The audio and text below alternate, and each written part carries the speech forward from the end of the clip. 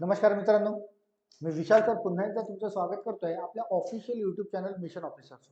मित्रांनो, नुकताच आजच बरं का राज्य उत्पादन शुल्काचे याचे वेगवेगळे रिझल्ट डिक्लेअर झाले आहेत. त्यापैकी आपण चपराशी पोस्ट नेम चपराशी या पोस्टबद्दल हा व्हिडिओ तयार करतोय. पण यामध्ये पुन्हा एक गोंधळ उडालेला आहे, तो म्हणजे नॉर्मलायझेशन. काही काही विद्यार्थ्यांचे गुण जे आहेत ते नॉर्मलायझेशन खूप जास्त वाढले आहेत आणि काही काही विद्यार्थ्यांचे जे गुण आहेत ते खूप कमी वाढलेले आहेत. काही काही विद्यार्थ्यांचे तर वाढलेले नाही आहेत. एकूण 53 जागा होत्या हे तुमच्या सर्वांना माहिती आहे. एकूण 53 जागा आणि यापैकी विद्यार्थ्यांना मिळालेले गुण यांची लिस्ट जाहीर करण्यात आलेली आहे. यापैकी या ज्या 53 जागा आहेत त्या डिस्ट्रिक्ट वाईज होत्या हे सुद्धा तुम्हाला माहिती आहे. तर कुणाला कोणती जागा मिळेल हे मात्र अजूनही कन्फर्म सांगता येणार नाही किंवा शक्यता सांगता येणार नाही की कोणाला कोणती जागा मिळेल. त्यामध्ये जर तुम्ही बघत असाल तर नंबर वन मध्ये जो विद्यार्थी दिसतोय तो अशोक मालगे ज्याला रॉ स्कोर होता 170 गुण आणि त्याला विथ नॉर्मलायझेशन केल्यानंतर 194 पॉईंट समथिंग गुण मिळाले. म्हणजे जवळपास 24 गुण त्याचे वाढवण्यात आलेले आहेत. 24 गुण. आता विद्यार्थी मित्रांनो हे लक्षात घ्या की इतक्या जास्त शिफ्टमध्ये तर चपराशांच्या परीक्षा झाल्या नव्हत्या जितक्या तलाठी किंवा वनरक्षक किंवा इतर परीक्षा झाल्या होत्या. वनरक्षकामध्ये तर नॉर्मलायझेशन करण्यातच आलेलं नाही. जवळपास 36-37 शिफ्टमध्ये त्या परीक्षा झाल्या होत्या. त्याच्यामध्ये नॉर्मलायझेशन करण्यात आलं नाही. तलाठीमध्ये नॉर्मलायझेशन करण्यात आलं होतं. शिवाय जलसंपदा विभागाच्या ज्या आता दप्तर कारकून, कालवा निरीक्षक किंवा मोजणीदार यांच्या ज्या निवड्या ज्या आल्या त्याच्यामध्ये पण नॉर्मलायझेशन करण्यात आलं. जिथे 8-9 शिफ्टमध्ये पण नॉर्मलायझेशन करण्यात आलं, पण वनरक्षकाच्या इतक्या शिफ्ट असूनही त्याच्यामध्ये नॉर्मलायझेशन करण्यात आलं नव्हतं. पण नॉर्मलायझेशन खरंच गरजेचं आहे का आपल्याला? बघा, या विद्यार्थ्याला दत्तात्रव मालगे याला 24 गुण वाढवण्यात आलेले आहेत. त्याचं स्वागतच करतोय मी. अशोक मालगे याचं स्वागत करतोय की त्याच्यावर सिलेक्शन झालेलं आहे. पण सर्वांचं सारखं काही वाढलं आहे का? जर तुम्ही दुसरं बघाल तर दुसरी फिमेल कॅन्डिडेट आहे प्रतिभा वामन घुसे, जिला 184 गुण मिळाले बरं का. रॉ स्कोर 184 गुण आणि तिचे आफ्टर नॉर्मलायझेशन नंतर 191 गुण झालेले आहेत. म्हणजे फक्त 7 गुण हिचे वाढले. आहेत. शिवाय या विद्यार्थ्याचे 24 गुण वाढण्यात आले. 7 गुण एका विद्यार्थ्याचे 24 गुण वाढवण्यात आले आहेत. म्हणजे नॉर्मलायझेशन मध्ये हा इतका सारा डिफरन्स असा कसा असू शकतो? चला असो, हा भागही वेगळा आहे की नॉर्मलायझेशन मध्ये असा कसा डिफरन्स असू शकतो. त्यांची जी काही प्रक्रिया आहे किंवा जी काही प्रोसेस आहे किंवा ज्या काही मेथडने ते करतात ते होऊ शकतं. पण महत्वाचा प्रश्न असा आहे की खरंच आपल्याला नॉर्मलायझेशनची गरज आहे. जर राज्यस्तरीय म्हणजे स्टेट लेवलवर जर एक्झाम होत असेल तर नॉर्मलायझेशनची खरंच गरज आहे का? तर मित्रांनो नाही, नाही गरज. हा, नॅशनल लेवलवर जर म्हणजे राष्ट्रीय लेवलवर जर होत असेल तर नॉर्मलायझेशनची गरज आहे. जसं एसएससीच्या परीक्षा होतात किंवा बँकिंगच्या परीक्षा किंवा रेल्वेच्या परीक्षा, त्याच्यामध्ये नॉर्मलायझेशन करणं योग्य आहे. कारण ते नॅशनल लेवलवर त्या परीक्षा होतात. राज्यस्तरीय परीक्षा ज्या आहेत त्या एका दिवशी संपवण्यात येऊ शकतात. विनाकारण जास्त शिफ्टमध्ये करण्याची गरज नाही. पण प्रश्न असा आहे की आपली जी सरकार आहे ती टीसीएस किंवा आयबीपीएस या कंपन्यांकडे आपल्या परीक्षेचं नियोजन देतं, जेणेकरून ऑनलाईन परीक्षा होतं आणि ऑनलाईन परीक्षा झाल्यानंतर त्या जरा जास्त शिफ्टमध्ये होतात, त्यामुळे नॉर्मलायझेशन केलं जातं. पण नॉर्मलायझेशनचा फटका हा मात्र साधारण विद्यार्थ्यांना पडतो, हे तुम्ही आतापर्यंत बघत आलेले आहे. पण असो, चला आपण काय करूया की फक्त 53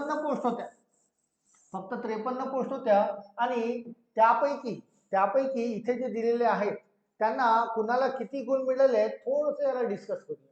थोडं झूम करून घेतोय म्हणजे तुम्हाला दिसेल की कोणत्या नावाच्या विद्यार्थ्याला किती गुण पडले. जवळपास बघा, 622 पेजेसची ही लिस्ट आहे. आपण 622 पेजेस बघणार नाही कारण जागा होत्या फक्त 53. तर आपण लिमिटेड बघूया. तर यामध्ये नंबर 1 वर तर आताच आपण बघितलंय की मालगे अशोक दत्तात्रव, त्याला 170 गुण होते. तो नॉर्मलाइज करून 194 वर पोहोचलाय. राईट. शिवाय इतरही बघूया आपण, इतर कोणाला किती गुण होते आणि नॉर्मलायझेशन करून किती वाढण्यात आलेले आहे. थोडा फरक मात्र हा समजून घ्या. की नॉर्मलायझेशन केल्यानंतर किती मार्क्स वाढले आहेत आणि किती मार्क्स वाढायला पाहिजे. जसं या विद्यार्थ्याचे 24 गुण वाढले, 24 गुण, 170 होते 194 झाले. त्यानंतर दुसऱ्या नंबरवर जी आहे ती प्रतिभा वामन घुसे, जिला रॉ स्कोर होता 184 आणि तिचे नॉर्मलायझेशन करून 191 झाले, तर 7 गुण इथे वाढले. आता फरक समजून घ्या की जे नॉर्मलायझेशन होतं ते म्हणजे पेपर कोणत्या मीन्स लेवलवर होता, कठीण लेवलवर, सोप्या लेवलवर किंवा ॲव्हरेज लेवलवर. पण हे मात्र डिसाईड करणारं कोण? जो विद्यार्थी अभ्यास करत असेल त्याला कठीण लेवलचा पेपर सुद्धा सोपा असतो बरं का. जो विद्यार्थी मुळातच अभ्यास करणारा नसेल त्याला सोपा पेपरही कठीण असू शकतो. तर त्यामुळे नॉर्मलायझेशन करणे म्हणजे नॉर्मलायझेशन ही जी पद्धत आहे ती आपल्याला गरजेची नाही आहे. जेणेकरून ऑफलाईन परीक्षा जर घेतली तर एका शिफ्टमध्ये आपण सर्वच्या सर्व परीक्षा राज्य लेवलवर बरं का, राज्य लेवलवर आपण करू शकतो. महाराष्ट्र लेवलवर जितकेही परीक्षा आहेत, जसं एमपीएससी आहे, एमपीएससी आहे, स्टेट सर्व्हिसेस असो, कंबाईनची परीक्षा असो, PSI STI किंवा कुठलीही परीक्षा असो किंवा RTOची एक्झाम असो, कुठली ऑफलाईनच्या पद्धतीने एकाच दिवशी सर्व संपते, त्यामध्ये नॉर्मलायझेशनची गरज पडत नाही. तर मग इतर परीक्षांमध्ये जसं या सरळ सेवेच्या परीक्षा होत्या यामध्ये नॉर्मलायझेशनची गरज का? जिथे डिफरन्स दिसतो ना, एका विद्यार्थ्याचे 24 गुण वाढले, एका विद्यार्थ्याचे फक्त 7च गुण वाढले, असा भेदभाव का? विद्यार्थ्यांना असं वाटतं. काही काही विद्यार्थ्यांचे बरं वाढतातच नाही तर काही काही विद्यार्थ्यांचे गुण कमी पण केले जातात. आता त्या विद्यार्थ्याची काय चुकी आहे की त्याने तर आपला प्रामाणिकपणे तर अभ्यास केला आणि प्रामाणिकपणे पेपर सोडवला, आणि जर त्याला कदाचित सोप्या लेवलचा पेपर आला असेल तर त्याचे गुण कमी करण्याची गरज काय? म्हणजे हा तर त्याच्यावर अन्याय झालाय ना. आणि हा जर अन्याय होत असेल तर याचा अर्थ असा की नॉर्मलायझेशनची गरज पडायला नको. चला थर्ड नंबरवर बघूया, मोबिन मोहनदास शेख, ज्याला 180 गुण मिळाले होते बरं का, रॉ रॉ आणि त्याचे 187 गुण झाले, म्हणजे 7 गुण याचे पण वाढवण्यात आले. आता महत्वाचं, आता यांनी जर हा रिझल्ट लावलाय, रॉ मार्क्स दिलेले आहेत आणि विथ नॉर्मलायझेशन दिलेलं आहे, तर यांनी त्यांची जी शिफ्ट होती, त्यांची जी तारीख होती ती सुद्धा मेन्शन करायला पाहिजे, जेणेकरून प्रत्येक विद्यार्थ्याला ते कळेल की त्यांचे जर 7-7 मार्क वाढले तर आपले पण 7-7 मार्क वाढायला पाहिजे. यांचे 24-24 गुण वाढले ज्या शिफ्टमध्ये होते त्या सर्व विद्यार्थ्यांचे 24-24 गुण वाढायला पाहिजे, असं म्हणजे विद्यार्थ्यांना कळेल. बट इथे मात्र शिफ्ट दिलेल्या नाही आहेत, सरळ त्यांचे रॉ मार्क्स दिले आहेत आणि त्यांचे विथ नॉर्मलायझेशन दिलेले आहेत. समोर बघा, अनिल शिवसिंग जारवाल, अनिल जारवाल याला 177 गुण होते रॉ मार्क्स, त्याचे 184 गुण झाले आहेत, म्हणजे इथे पण जवळपास 7 मार्क वाढण्याची शक्यता दिसते आहे. 7 मार्क याचे पण वाढलेले आहेत. त्यानंतर गणेश तोंडे याला पण 177 होते, याचे 184 झाले, म्हणजे याचे पण 7 गुण वाढवण्यात आलेले आहेत विथ नॉर्मलायझेशन. पण समोर जर तुम्ही बघाल तर नितीन कुसलकर याला 159 गुण होते बरं का, आणि त्याचे 184 झाले.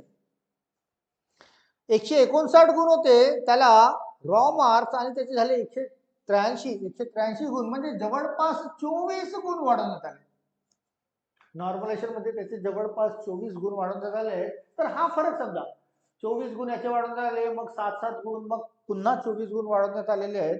तर त्यांची 24 गुण वाढवण्यात आलेले आहेत, त्यांचा शिफ्ट जी काही होती किंवा ज्या तारखेला पेपर होता ती इथे जर मेन्शन केलेली असेल तर विद्यार्थ्यांना मात्र त्यांचे पण 24 गुण वाढायला पाहिजे, म्हणजे ही अपेक्षा राहील.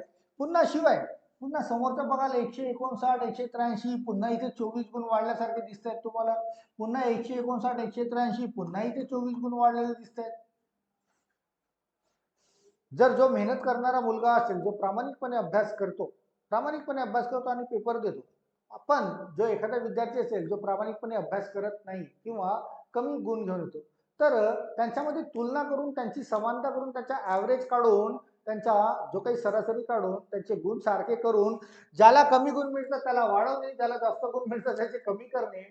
तर ही जर प्रोसेस जर असेल तर जी प्रामाणिकपणे जे अभ्यास करतात विद्यार्थी त्यांच्या मात्र नुकसानच आहे. याच्यापूर्वी पण जलसंपदा विभाग असो किंवा तलाठी असो, यामध्ये पण असं बघण्यात आलेलं आहे की काही विद्यार्थ्यांनी जास्त गुण घेतले, पण पण नॉर्मलायझेशन त्यांचे गुण कमी झाले.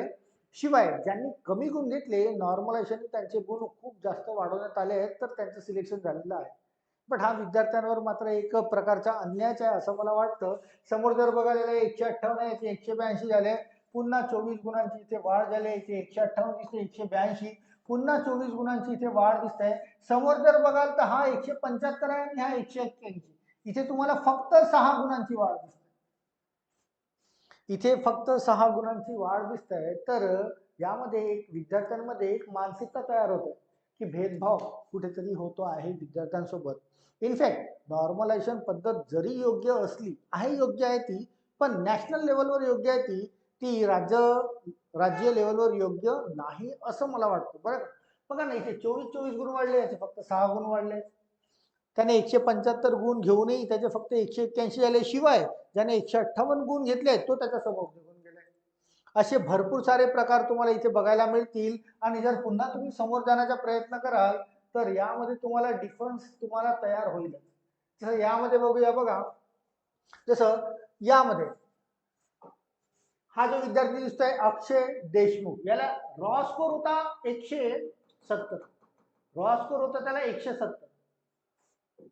170 रॉ स्कोर असून त्याचं झालं 176. म्हणजे फक्त 6 गुण वाढवण्यात आले त्याचे. 6 गुण वाढवण्यात. शिवाय जर तुम्ही थोडं खाली जाणार तर इथे बघा हा विद्यार्थी कोण मिळतोय, देवेंद्र ताजने. त्याला 150 गुण होते, 150 गुण रॉ स्कोर, आणि त्याचा झालाय 174. तर 150 वरून 174 म्हणजे जवळपास 24 गुण वाढवण्यात आले. नॉर्मलायझेशन नुसार जवळपास 24. तर हा फरक बघा, याचे 6 गुण वाढवले, याचे 24 गुण. आणि असंच जवळपास 622 पेजेस आहेत बरं का. तुम्ही खाली खाली खाली खाली खाली जाणार ना तर तुम्हाला फक्त वाढलेले दिसणार नाही, तर काही विद्यार्थ्यांचे कमी सुद्धा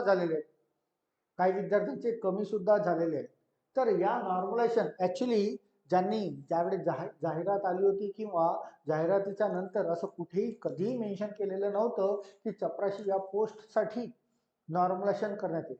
हा भाग वेगळा आहे की मी याच्या पूर्वी जो व्हिडिओ तयार केला होता चपराशीचा कट ऑफ किती येईल, तो नेहमी हाय सांगितला होता की खूप जास्त कट ऑफ लागेल, खूप मोठा कट ऑफ लागेल. त्यावेळेस विद्यार्थ्यांनी मला बोलले होते की सर काही पण तुम्ही बोलताय का, इतका कट ऑफ लागू शकत नाही, पेपरची लेवल खूप हार्ड होती आणि पेपर वेळ कमी होता, प्रश्न जास्त होते, कट ऑफ कमी लागेल. पण फक्त 53 जागा होत्या आणि जिल्हा वाईज कट ऑफ लागण्याच्या दृष्टिकोनातून मागचा जर तुम्ही माझा लेक्चर बघणार, ज्यावेळेस कट ऑफ संभावित कट ऑफ सांगितलं त्यावेळेस मी सांगितलं होतं की रॉ मार्क्सच्या हिशोबाने कट ऑफ हा मात्र नक्की डेफिनेटली जास्त जाणार. तर फक्त 53 जागा आहेत, त्या 53 जागांपैकी जर जर तुमचं नाव जर पहिल्या 200 च्या यादीमध्ये दिसत असेल तर कुठेतरी काहीतरी संभावना होण्याची शक्यता आहे बरं का. जागा आहे 53, मी 200 का बोलतोय, कारण यापैकी खूप सारे विद्यार्थी ऑलरेडी कुठेतरी वनरक्षक असो, तलाठी असो किंवा जलसंपदा असो किंवा इतर परीक्षांमध्ये ऑलरेडी सिलेक्शन झालेलं आहे. शिवाय 200 च्या आत का बोलताय, कारण खूप सारे विद्यार्थी असे पण असतील जे जिल्हा वाईज बरं का. आता यामध्ये असं येऊ शकतं सुरुवातीचे पूर्ण 100च्या 100 एका जिल्ह्यातले असतील किंवा 50 एका जिल्ह्यातले असतील. जिल्हा वाईज याचा कट ऑफ लागणार आहे. तर 200 पर्यंतच जर तुमचं नाव असेल, 200 किंवा थोडं समोर जा, 230 200 250 पर्यंत जर तुमचं नाव असेल किंवा तुम्हाला ते गुण मिळाले असतील तर कदाचित तुमची शक्यता आहे निवड होण्याची. राईट असो, हा भाग वेगळा आहे. पण नॉर्मलायझेशन माझा मुद्दा अजूनही तोच आहे, याच्या पूर्वी पण तोच होता. याच्या पूर्वी जवळपास 10 व्हिडिओ मी असे तयार केलेले आहेत की जिथे आपल्याला या परीक्षांमध्ये नॉर्मलायझेशनची गरज पडायला नको. आणि इनफॅक्ट चला झालं याच्यामध्ये नॉर्मलायझेशन, पण याच्या समोर होणाऱ्या ज्या परीक्षा आहेत त्या मात्र विदाऊट नॉर्मलायझेशन व्हायला पाहिजे असं माझं मत आहे. तुमचं काय मत आहे हे मात्र तुम्ही मला नक्कीच सांगा की नॉर्मलायझेशन समोरच्या परीक्षांमध्ये व्हायला पाहिजे किंवा नाही, किंवा या चपराशी पोस्टसाठी नॉर्मलायझेशन जे झालंय ते योग्य आहे किंवा नाही हे मात्र तुम्ही नक्कीच कमेंट सेक्शन मध्ये मला सांगा. तर मित्रांनो, हा फक्त एक चर्चासत्र मी तुमच्यासोबत घेतलंय की चपराशी पोस्ट, याशिवाय सर्वेअर किंवा वाहन चालक यांचा पण लागलेला आहे बरं का, यांचे पण मार्क्स आलेले आहेत. तो मी घेतलेला नाही. मी कुठला घेतलाय, फक्त चपराशी या पोस्टसाठी. तुम्हाला काय वाटतं नक्की कमेंट सेक्शन मध्ये मेन्शन करा की समोरच्या ज्या परीक्षा होणाऱ्या आहेत त्यामध्ये TCS IBPS ला देण्यात याव्या, म्हणजे नॉर्मलायझेशन थ्रू त्यांचं सिलेक्शन व्हायला पाहिजे, किंवा विदाऊट नॉर्मलायझेशन म्हणजे MPSC आयोगाला देण्यात यावा, यासाठी नक्कीच विचार करा मित्रांनो. तर हा एक चर्चासत्र मी इथेच थांबवत आहे. पुन्हा तुमची भेट करेल नक्कीच समोरच्या व्हिडिओमध्ये. Till then all of you, thank you so much, thank you.